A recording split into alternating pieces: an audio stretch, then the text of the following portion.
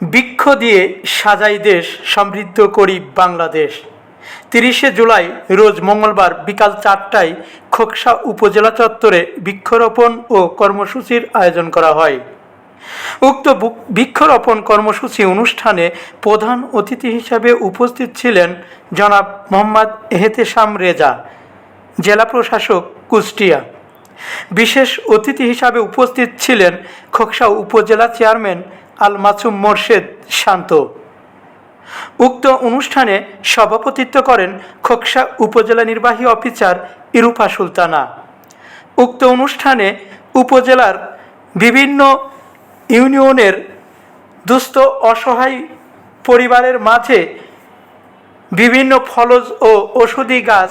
এ সময় খোকসা জানিপুর সরকারি মাধ্যমিক বিদ্যালয়ের সকল ছাত্রছাত্রী ও সমসপুর মাধ্যমিক বালিকা বিদ্যালয়ের ছাত্রীদের মাঝে ফলজ ও ঔষধি গাছের চারা বিতরণ করা হয়। আয়োজনে উপজেলা প্রশাসন, খোকসা, কুষ্টিয়া।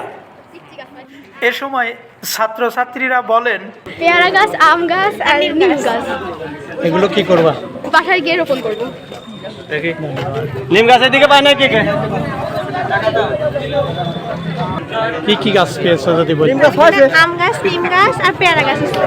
এগুলো আসলে কি করবা? এগুলো পাইনি গিয়ে রোপণ করবো। এর থেকে কি আশা করতে পারবো?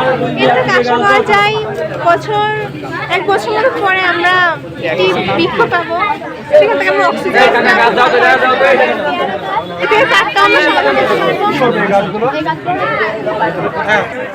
এই গাছগুলো রোপণ করে আসলে এই গাছের থেকে কি কি পাবো আমরা আশা করতে? আশা করা হচ্ছে ফল পাবো আর কাঠ তো পাবোই, কিন্তু কথা হলে আমাদের ছাদে লাগানো লাগবে এই গাছগুলো। কি কি গাছ পেয়েছে? আম গাছ, পেয়ারা গাছ আর নিম গাছ। কি কি গাছ পেয়েছো? আম গাছ, নিম গাছ, পেয়ারা গাছ। কোন বিদ্যালয়ের ছাত্রী তুমি? সমসপুর মাধ্যমিক বালিকা বিদ্যালয়। আসলে এই গাছগুলো থেকে কি কি আশা করতে পারি আমরা? আম, পেয়ারা, এই পেয়ারা গাছটা।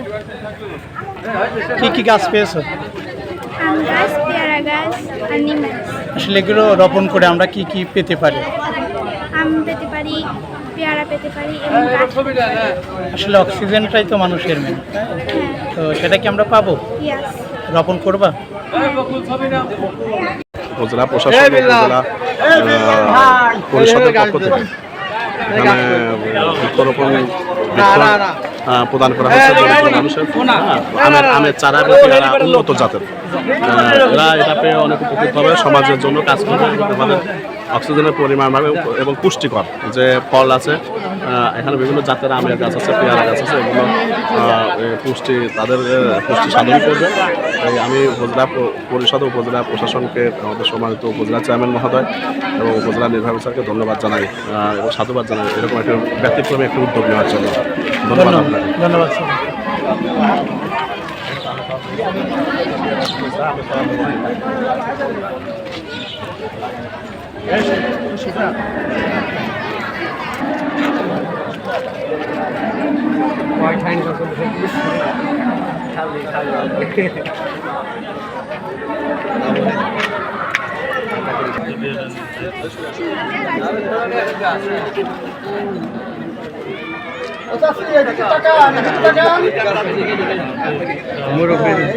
খোকসা উপজেলা চত্বর থেকে মোহাম্মদ হাফিজুল ইসলাম, বকুল টেলিভিশন, খোকসা, কুষ্টিয়া।